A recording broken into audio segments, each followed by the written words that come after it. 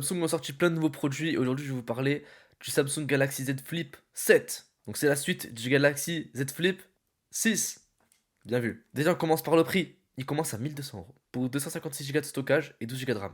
C'est cher, mais il y a des évolutions quand même. Et sa charnière elle est mieux intégrée. Ça c'est les améliorations de chaque année, voilà. La grosse nouveauté de ce téléphone, c'est son écran extérieur. Comparé à avant, maintenant, il prend tout l'écran. Enfin, l'écran prend tout l'écran. Enfin, tu m'as compris. Bref, c'est un peu comme le Motorola. L'écran prend tout le téléphone.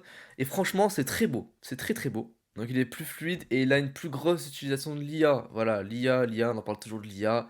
Voilà quoi, l'IA. Avant, l'IA c'était Lex avec MX13. Maintenant, l'IA elle nous envahit. Niveau photo, les performances elles sont beaucoup mieux niveau basse lumière. Et ça, c'est pas mal. Donc, vos petits playbacks sur TikTok pendant la nuit, ils seront mieux qu'avant. La batterie tient 15 à 20% de plus. C'est Samsung qui a dit ça. Ah là, on les connaît, les constructeurs.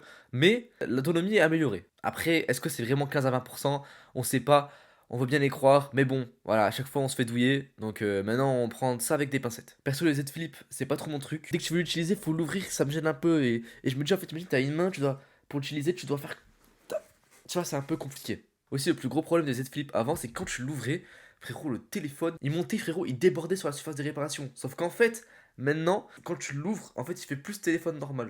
Donc voilà, c'est tout pour les nouveautés. Dites-moi si vous allez vous faire convaincre par le Z Flip 7 ou vous n'êtes pas convaincu.